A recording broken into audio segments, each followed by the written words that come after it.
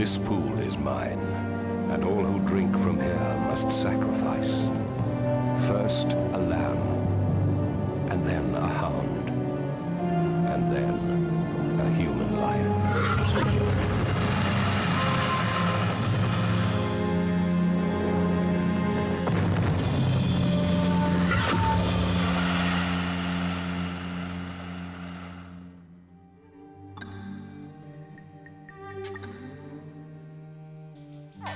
A perfect killer hatches. It has traveled to us through time, across 100 million years, and its basic form has changed little since the days when it watched the dinosaurs come and go. Today it will feed on insect larvae, or perhaps a small frog. Over the next few decades, it may grow big enough to overwhelm a 900-kilogram buffalo. This is Africa's Nile crocodile, Crocodilus niloticus.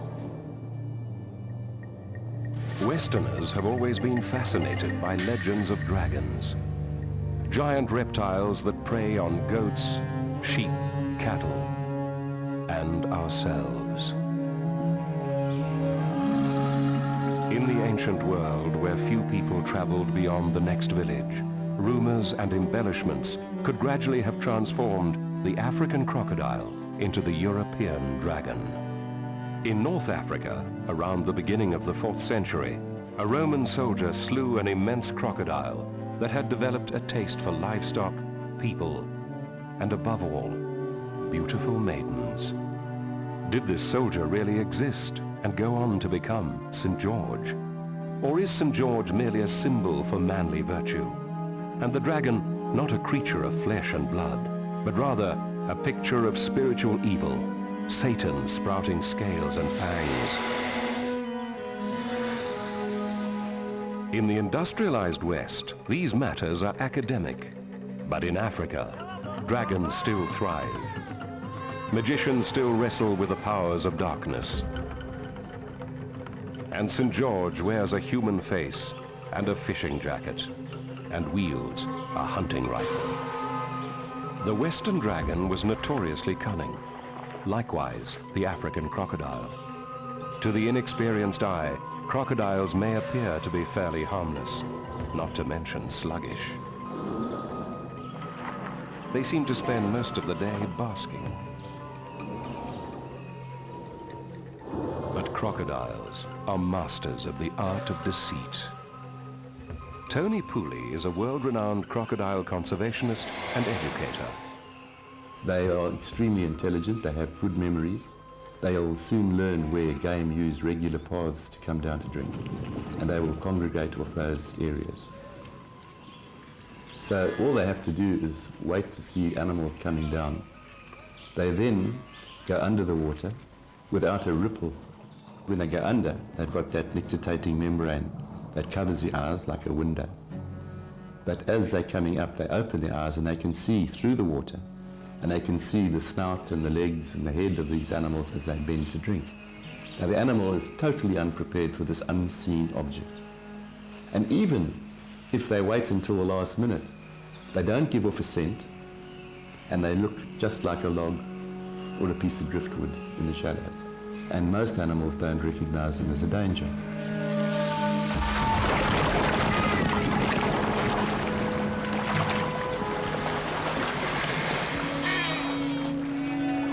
When animals drink, they must put their heads down and splay their legs out. This is hardly an ideal position for spotting danger or springing away from it. Steep river banks also work to the crocodile's advantage.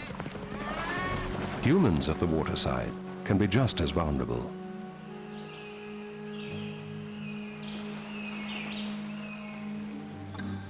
Contrary to popular belief, the Nile crocodile doesn't ever lash its victims into the water with its tail. The tail is highly sensitive and too valuable for propulsion to be used as a club. The usual method of attack is to drive forward with a powerful stroke of the tail and snatch the victim between the jaws. In the last fraction of a second, the crocodile turns its head sideways to maximize its bite. The crocodile's weight and leverage throw the victim off its feet.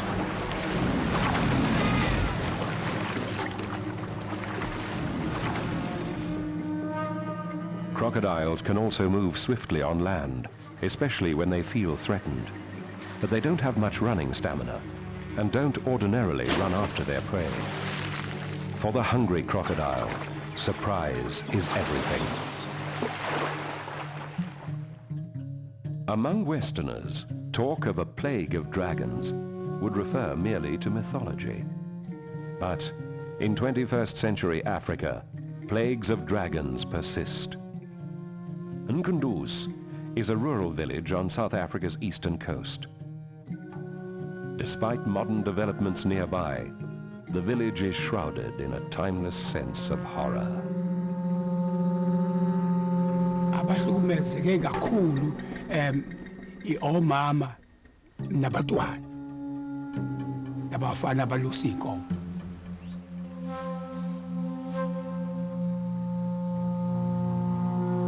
Moses Mkhonazi is the headman of Nkunduz. His family has not escaped the plague of crocodiles. His wife, Bongiwe, is still traumatized by her crocodile experience. Ngazizwa nginokwesaba. Ngethuka nje noma mangilele ngethuke kakhulu.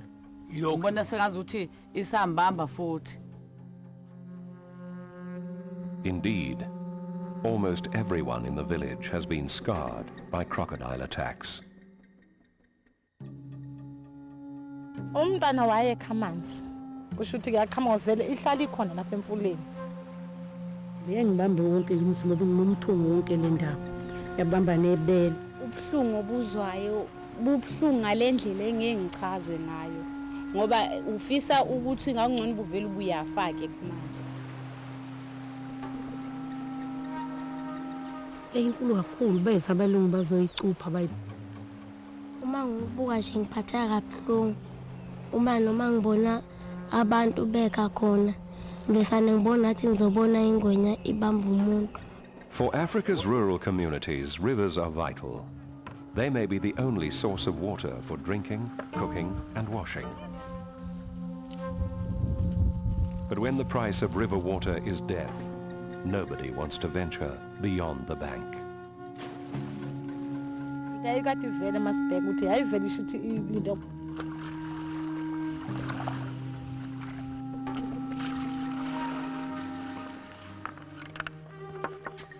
Here at Nkunduz, reeds are necessary for traditional handicrafts like thatching and basket work. But to gather reeds, one must venture into crocodile habitat.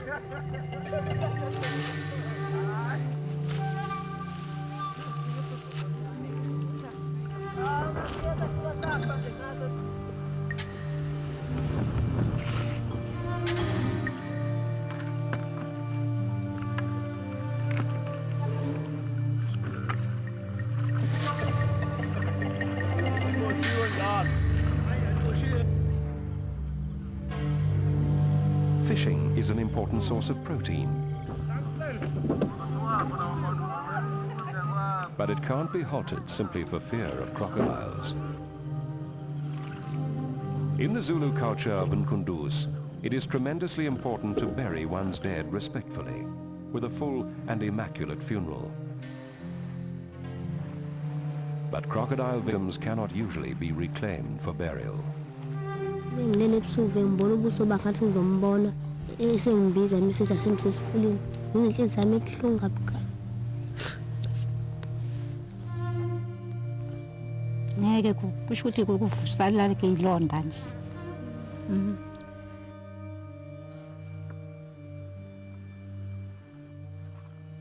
St. George has yet to come riding to the rescue of Nkunduz. But this is not to say that Africa is without dragon slayers.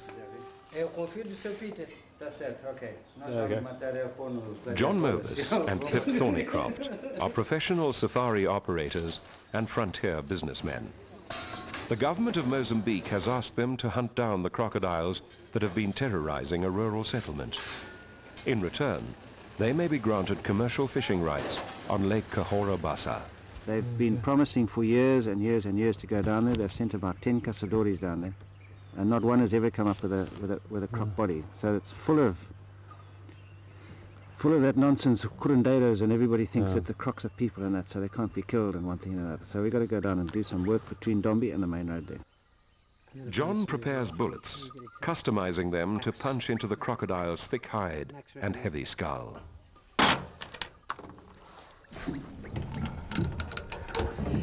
You beauty.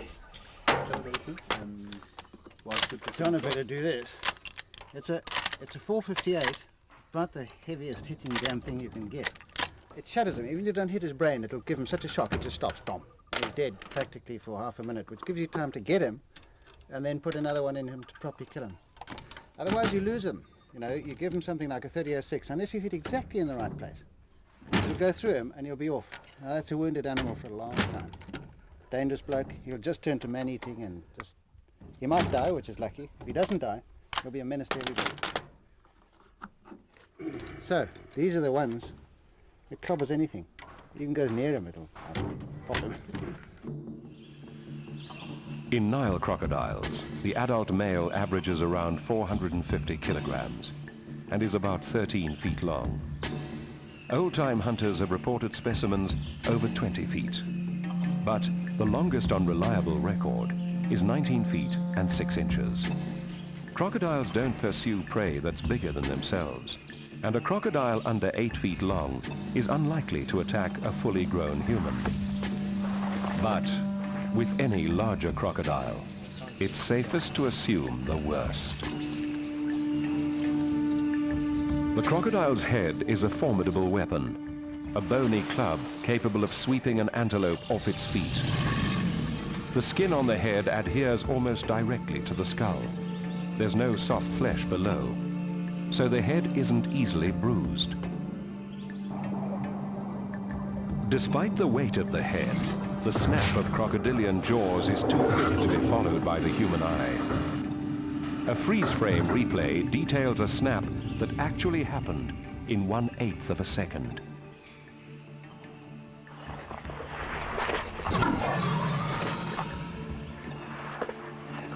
Crocodiles kill mammals by drowning them. Their teeth have evolved as sharp cones that penetrate, grip, and keep gripping while the mammal is dragged into the water and held under. Hence, the crocodile's mouth can be likened to a trap filled with interlocking barbs. They can replace their teeth continuously and may go through some 45 sets of teeth in a lifetime. The skin of the upper body is embedded with small individual platelets of bone, capable of bouncing away a spear or soft bullet. The skin of the belly is softer and more vulnerable. But crocodiles don't present their bellies to anyone, least of all to hunters. Pip Thornycroft and John Movis are now in central Mozambique. They're traveling towards a settlement that's being plagued by crocodiles. Mozambique's civil war is over, but the war's legacy of landmines and poverty remains. Here, the rural people are even more vulnerable than they are at Nkunduz. A lack of economic development makes people more dependent on wild resources like fish and game, and so puts them in competition with crocodiles. However, rural people are not the only victims. Hugh Lloyd, a South African business executive, was on a canoeing safari on the Zambezi River, Southern Africa's largest and wildest waterway. He was accompanied by his son Jeremy, aged 13 at the time. On the last day of the safari, the unthinkable happened. And so we then paddled down the river, afraid most of the hippopotamus, because the hippopotamuses had a bad reputation on the river. And so we went round them and gave them a wide berth. And the days progressed well, and we swam in the water, and we played generally for 5 days in lovely warm sunshine. It wasn't too hot, wasn't too cold. And the water, strangely enough, was very clear. We came to the last day when we were now about 4 hours out of Mana Pools, and it was the Friday afternoon. And we stopped for our traditional afternoon cool off in the water, and we all dived in the water and were playing around, throwing a ball at one another. Jeremy was swimming back towards the canoe, and he was actually sitting in a small inflated rubber ring, and was paddling back and reaching out for his right arm for the canoe when the crocodile grabbed his left elbow. And I was at that time swimming towards the canoe, and I looked up and suddenly he wasn't there. There was only his hat on the water. Most eerie thing I've ever seen, and I knew there was real trouble.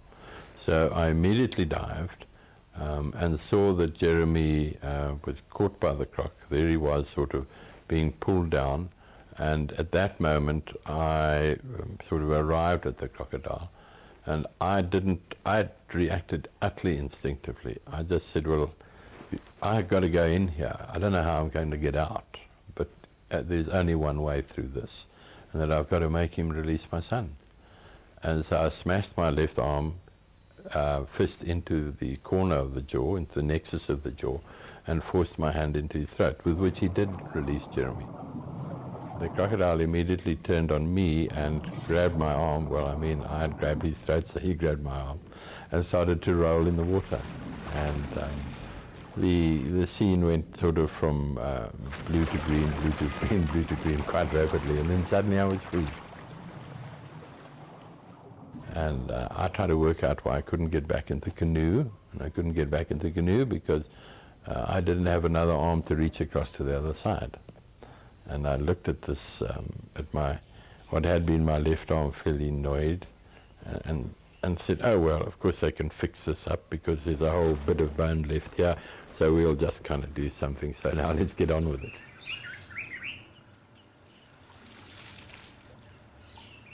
The pain only came afterwards, of course. Pain doesn't come at that stage of the situation. Pain comes about half an hour later.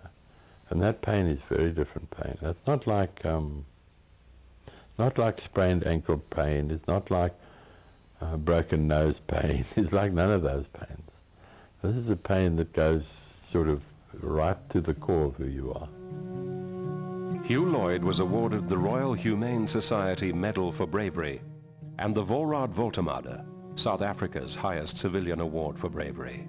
I could never have lived with myself if Jeremy had disappeared underwater, never to be found again.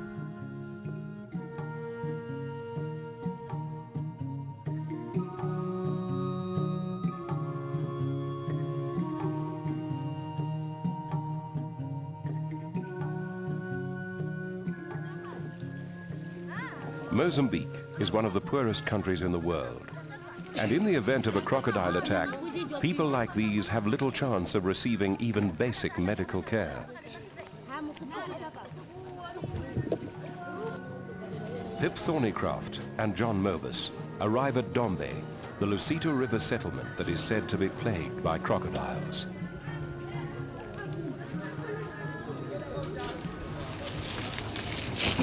Finally on the Lusito River, which is where we've been told to come and do this exercise. Don't see too many crocs, but you see behind a typical thing, there's some lady there washing in the river, and there's another one over the other side washing in the river, and this goes on all day. The crocs are hungry here because they've taken a lot of fish out of the river, so these people become a natural target. To us it's like the crocs have got a supermarket. They can run up and down and choose whoever they want to take. The people here think they're immune to it because of their traditional witch doctors and things have told them that the people who live here won't get attacked. But anybody who comes to visit them from somewhere else, like their family or something, those are the ones that are going to get nailed. That's why they carry on and wash in the river, or it's the old witch doctor's excuse to let them carry on with their natural behavior anyway. To say there are a lot of crocs here, there probably are a lot of crocs here. We'll see in the next river. We'll see in the next few days. Yeah. Westerners generally underestimate the complexity of African beliefs about crocodiles. Crocodiles, unlike Western dragons, are not simply caricatures of evil. They can embody divine retribution, nature's vengeance against those who upset the harmony of the natural world. Indeed, many Africans believe that you cannot be a crocodile victim, so long as you have a clear conscience. Crocodiles are always calm, relaxed, peaceful. They are not meant to attack humans. Then they'll be happy to see me. But let me do something wrong that is not in line with that. Then they'll attack me as soon as I come around the rivers. Moses' shadowed Lulu is a Mngoma, a healer open to possession by ancestral and animal spirits. His opponents are malevolence and witchcraft. Apparently, witches are able to construct artificial crocodiles, zombie-like assassins dedicated to destroying their enemies. And then there are those witches who buys negative energies. Then they can manipulate and use it as black magic. And take a stick, create a magic, and have it on the river. And then you come, then you're attacked by a crocodile. The witches may make use of certain herbs, like this twig from a resurrection bush. The twig appears dead, but will become green and alive if placed in water. Man-eaters are said to be fashioned when such herbs are mixed with a dose of human evil. Beliefs that crocodile attacks have a magical or spiritual dimension occur throughout southern and central Africa. The Okavango Delta, an immense natural pan in the Kalahari Desert, is a wilderness area where crocodiles remain an inescapable part of daily life. The people who live and work in areas like this tend to regard crocodiles with quiet courage or fatalism. Which is not to say that a crocodile can't adrenalize them.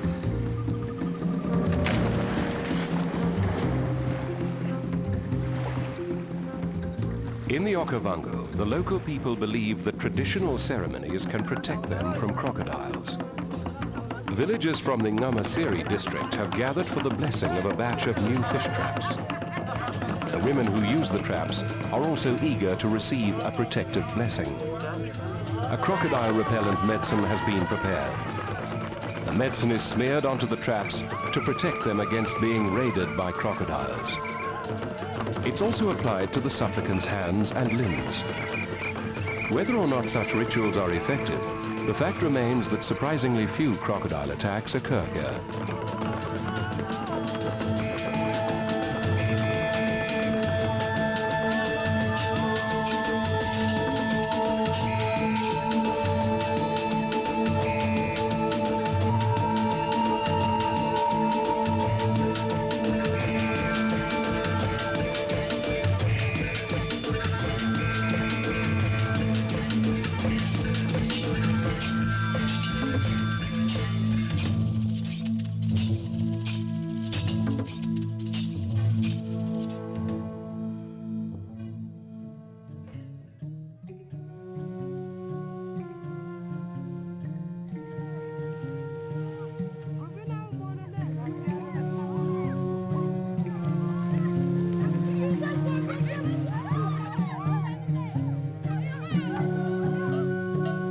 While placing fish traps, the women are extraordinarily vulnerable, but they're more confident than anyone at Nkunduz.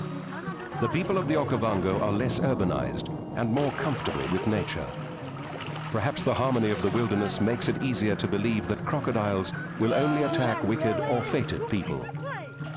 Or perhaps wilderness simply means that crocodiles have a bountiful supply of fish and game, and are less likely to resort to man-eating. At time of filming, the Okavango's only recent crocodile victim was a tourist, whose dugout canoe was capsized by a 15-foot male. The tourist was saved by his African guides, who beat the crocodile away. Others have been less fortunate. Crocodiles usually deal with humans exactly as they deal with other sizable mammals.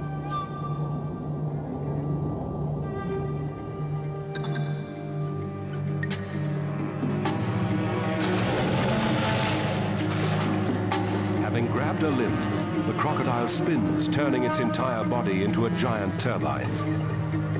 Drowning is in itself terrifying. Spasms seize the throat, the lungs collapse, and the heart writhes rather than pulses. The mind remains conscious of this for some while. The combination of shock, disorientation, and severe injury accelerates the slide into helplessness. Escape is almost impossible. When the crocodile spins, it may deglove its victim. That is, large flaps of skin may be lifted away from the underlying flesh. It also rips bones and tendons from their sockets and causes multiple fractures and severe internal bleeding.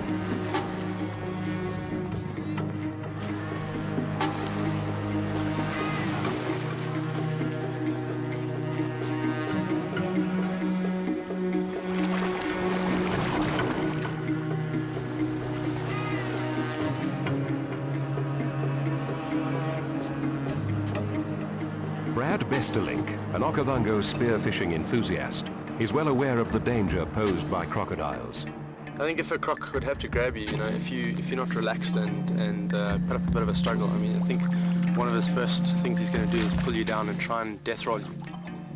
And what he'd like to do is actually try and hold onto the head. Say he grabs you by the arm, you'd actually hold onto the head. So if he was to tumble, turn, you'd actually go with it rather than it breaking a piece off you. You want to go with the movement. Only place you could do any damage is probably underneath. If you had to take a knife and probably go underneath this sort of area. Spearfishing here is advisable only during the southern hemisphere's coldest months, June and July, when crocodiles are least active. Even then, the rule is not to dive after 10 a.m., the time at which the crocodiles start to warm up. Crocodiles have been known to watch and memorize the habits of their prey. So Brad is careful not to dive too regularly at any one location. He also waits and watches before getting into the water. Coincidentally, this little catfish is sometimes called a crocodile killer. Legend has it that it's able to lock its spiny, poison-coated fins inside the throat of any crocodile foolish enough to swallow it. It can certainly deliver an agonizing sting followed by extreme swelling to a careless fisherman's hand. Hey, croc on the back!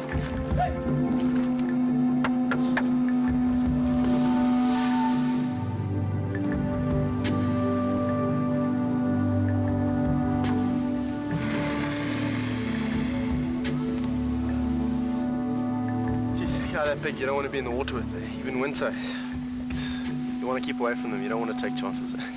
It's a big croc, he'll do damage, he'll take you down.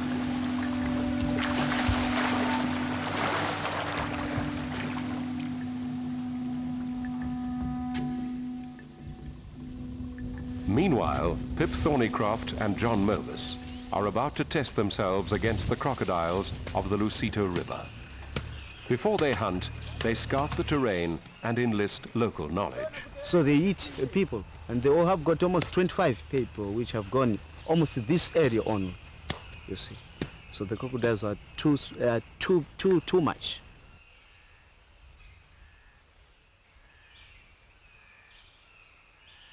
It is over that rock, behind of that rock. It is where it sleeps every time and every day.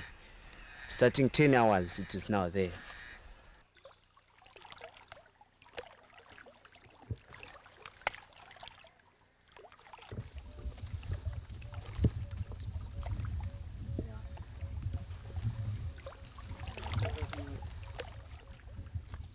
Another goes here. Yeah, you can see the other feet, yeah. And over there, you see the width of this. There, here, you see the width of that. Now that's with him lying. So he's a good meter plus across the where his back feet are. So he's a goodie. I mean he's 12, 14 foot. Maybe a bit bigger, eh? But the crocodiles, I mean, are plenty in this river. Crocodiles bask in the sun to reach their optimum body temperature of between 21 to 30 degrees centigrade, a temperature about the same as that of a hot African day. They're able to retain some of this heat for their night operations. Here they feed upon a hippopotamus carcass. Crocodiles aren't capable of the circular jaw movement that's necessary for chewing, nor do they have any grinding teeth. Nevertheless, It's not true that crocodiles prefer their meat to be putrid. They simply tear off chunks of flesh and swallow them whole.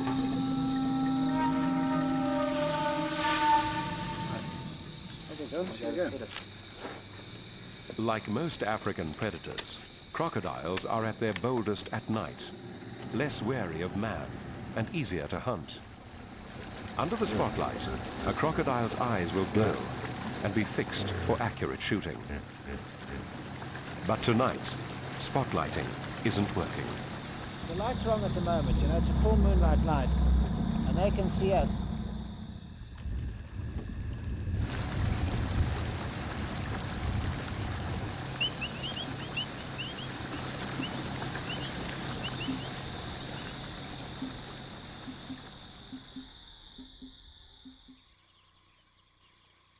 Sunrise finds John concealed in a thicket, waiting to ambush the large crocodile that basks regularly on the opposite bank.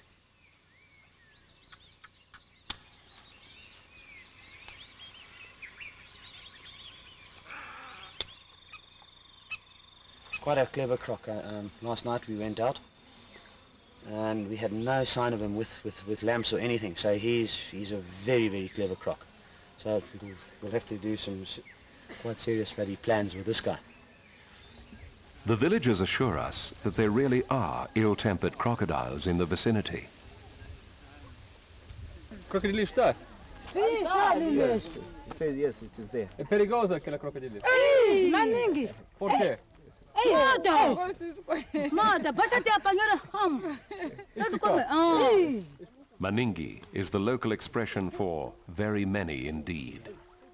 These people, like those at Nkunduz and those in the Okavango, have to wade every day through crocodile-infested waters.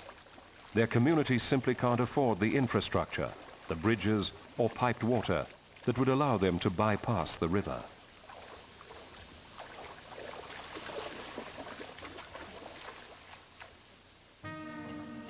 Crocodiles, despite their man-eating tendencies, are no more comfortable with this situation than humans are. Human encroachment onto river banks drives away smaller, easier game and disturbs the crocodile's mating and nesting grounds. In the mating season, males become highly territorial.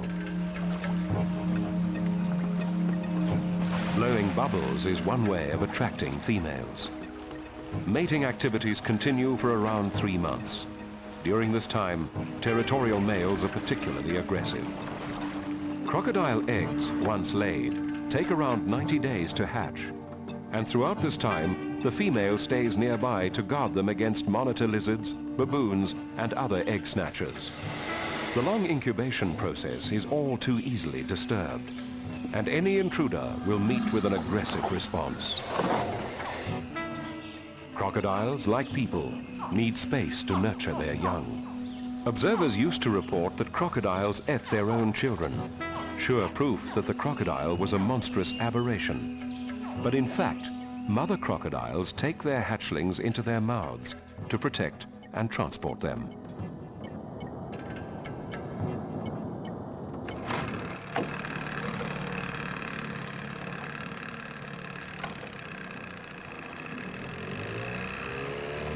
After another night of fruitless effort, Pip and John are beginning to suspect that the attacks in the Dombe area are being perpetrated by crocodiles based much further downstream. One of the reasons that we're not seeing any crocs, I think, and this is just an opinion, but I think this water's too cold. We'll just have to maybe go down and have a look further downstream. We might find a warmer area. Crocodiles can appear in localities where they've never been seen before, and then disappear just as mysteriously. Science explains this by pointing to the crocodile's migratory powers.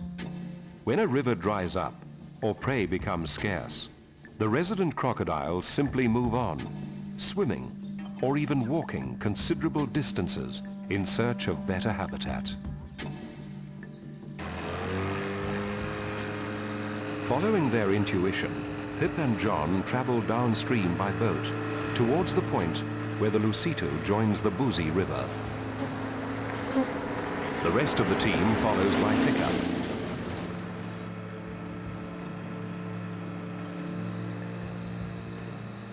As darkness falls, Pip and John approach the confluence of the Lusito and Buzi rivers. And, out of the night, crocodiles begin to appear.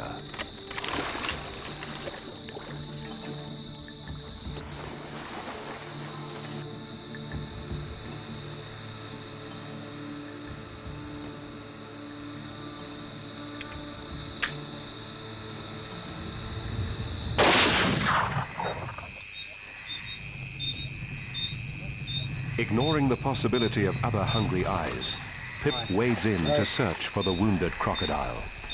He slid off this shallow sandbar into deeper water, eh?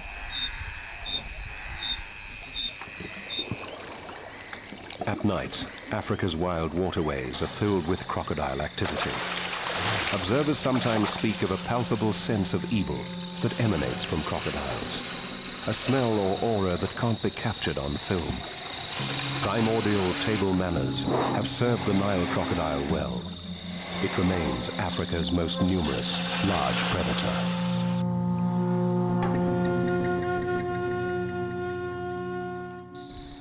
We've just arrived at the junction of the Lusito and the Buzi. It's 10:20. And looks like there's major concentration of crocs, just as we thought. And this is much deeper, and it's wild country. There's no people. There's just full of crocs here. Good stuff. But there's also a major waterfall just ahead. Yeah. We've got to get our way around. We've got to try and get down to the Buzi Bridge, which through this waterfall as you can see, our boat's not the greatest. We're shooting rapids. So we're going to have to do some portage, I think.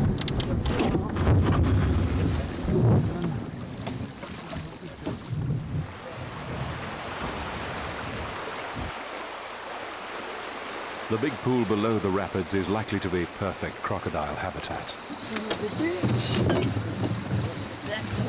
Shit! It goes fast.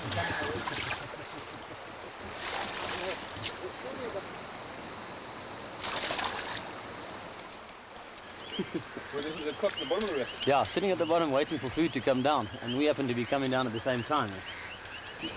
There's nobody there, absolutely nobody on the south side of the Lusito River. And it's just full on crocs. And the hippos. And hippos. We're going to nuke them now, it's revenge time. Yes, they've given us the run around now. Now it's time. Having established where the crocodiles are, Pip and John prepare to trap them. We know, like yesterday, we were down in a pool down there. There was a couple of big crocs.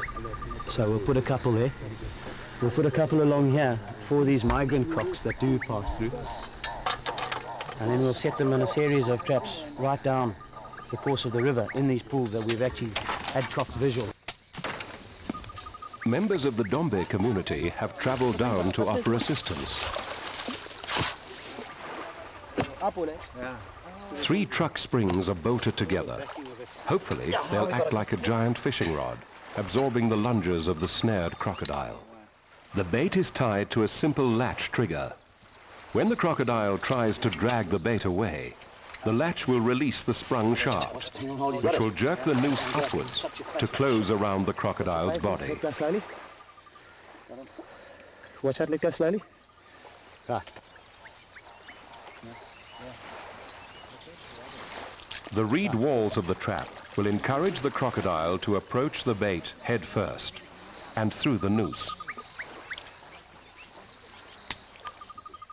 Can this simple structure really catch the cunning crocodile, which is itself capable of forming a trap? A seasonal run of spawning fish has entered a narrow channel, and the resident crocodiles have formed their bodies into barriers, living snares with multiple jaws.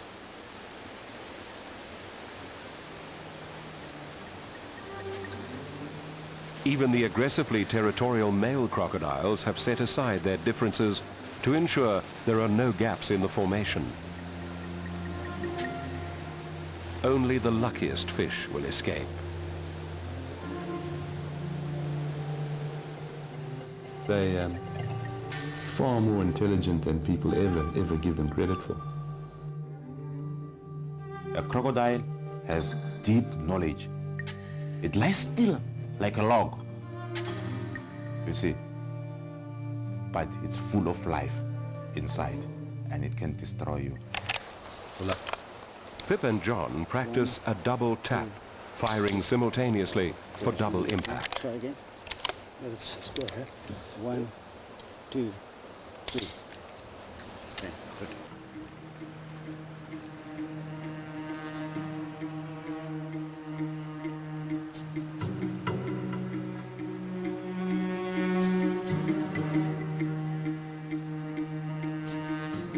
While they don't believe that any crocodiles have magical powers, those on the Lesotho seem well able to disappear before one's very eyes.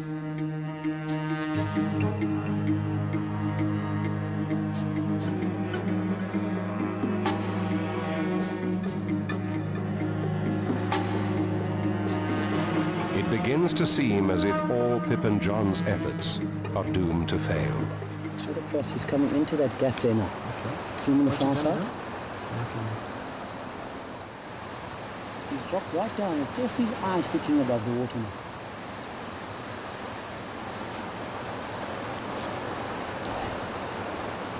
Another breed of crocs in this river.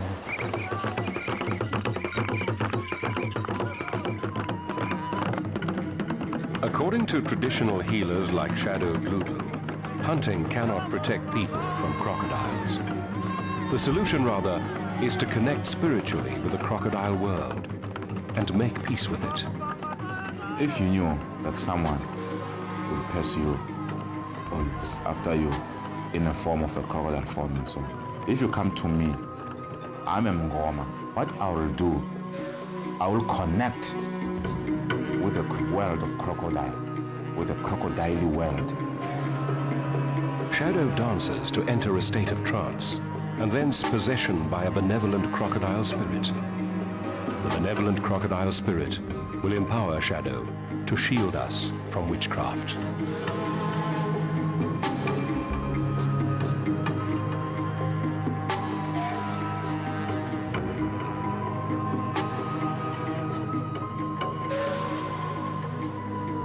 Because no one can try and use a crocodile against me.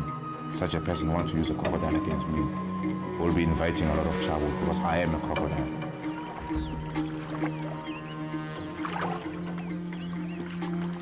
Pip and John have received word from a local villager that a large crocodile is basking on a nearby sandbank.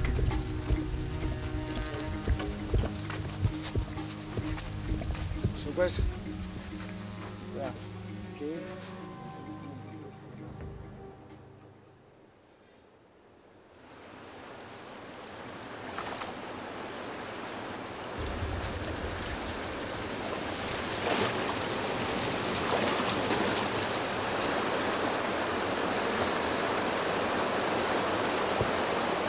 Hey, slip. Where's that croc?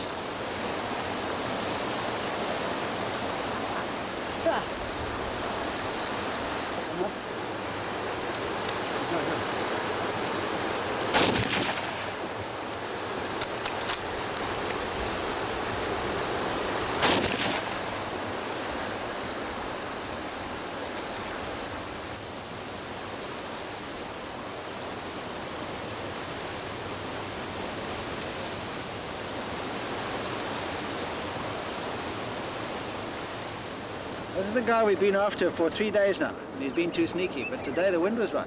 But he was lying in the wrong direction, so we had to try and cross some rapids we hadn't crossed before. Very nearly 10-1 to the croc. Slipped in that damn stream and ended up on the last rock next to it. with a gun full of water. Swept on like a castaway. So I had to do the clean the barrel out. And just as then, he checked and he saw us, so he started moving off this way. He was facing that way before, and then he started moving off this way. It just started moving, yeah. With just a quick shot. I just saw it lifting its head and starting to move again. So I just put 2 quick shots in after that to try and stop him from actually moving. But he was pretty well buggered on the first shot. He was down. It was just an insurance shot.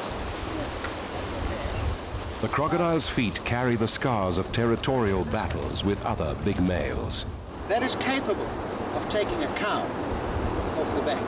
A cow is 10 times stronger than a man. On the bottom, it's big teeth on the top. You get your foot in there, you're pretty well. You had it.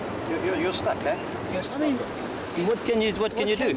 You can try It's for its eyes, you can try to twist its leg. What are you going to do? Some people say you can put your arm down its throat because Where are you it's gonna got put a your arm? gland at the back, and if you open its throat underwater, it will feel that it's drowning and it'll let you go. There's no way. But how do you? You can try for his eye, if that's it. Grab his eyes. But you're already going underwater. Now this is all happening under the water, eh? You are not even a near match for it. Nothing If it wanted at all. to eat you, it would eat you. Straight, without even trying. You wouldn't stand a chance with that.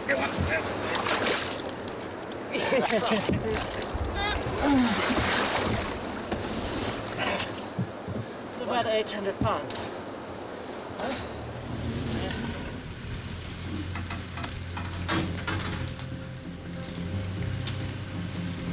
Okay. That's a bull croc, eh? Go. Right, bull.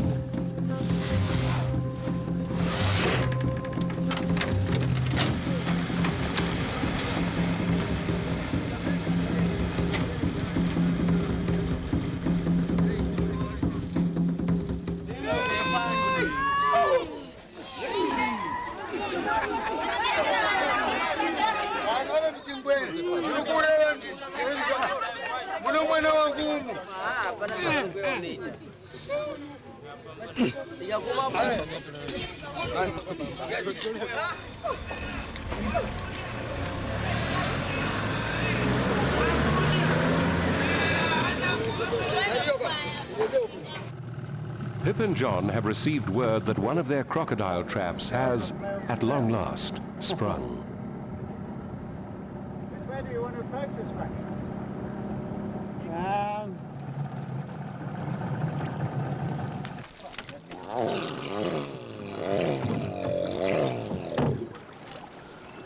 Under the seat.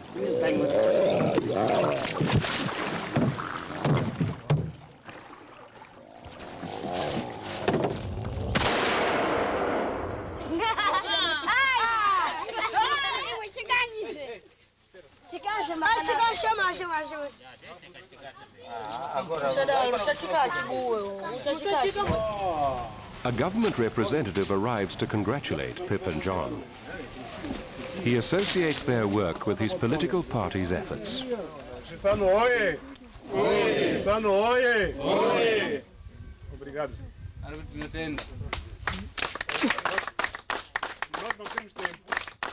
Okay, basically we've shot now, it's at 12 sort of big crocs, which has reduced the population of crocs here a bit, but there's still plenty of crocs in this river. Just got to continue training some more people up to carry on the job. So we'll see how that goes in the next day or so. Invariably, that space will be taken up by another croc. So there isn't really a solution.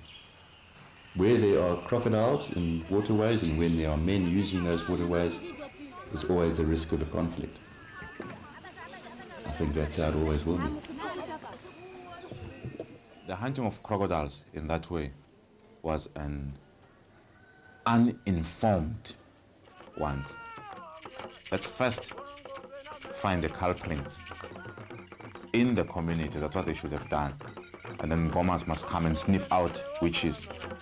They can kill all the crocodiles in the river there, but tomorrow someone can go down and put his crocodile, and the crocodile will take a person, and then they go to the river, they check, there's no crocodile.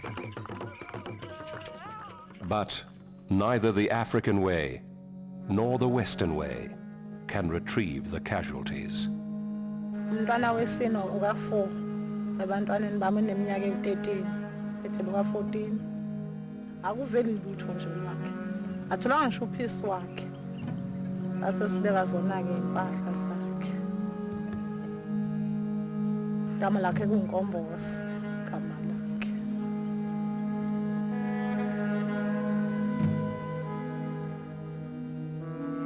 As for the crocodiles themselves, what we perceive as their cruelty is merely their effectiveness. The crocodilian brain is too small to contain the neural networks necessary for conscious cruelty. These dragons are neither wicked nor innocent. They are simply a far, far older form of life.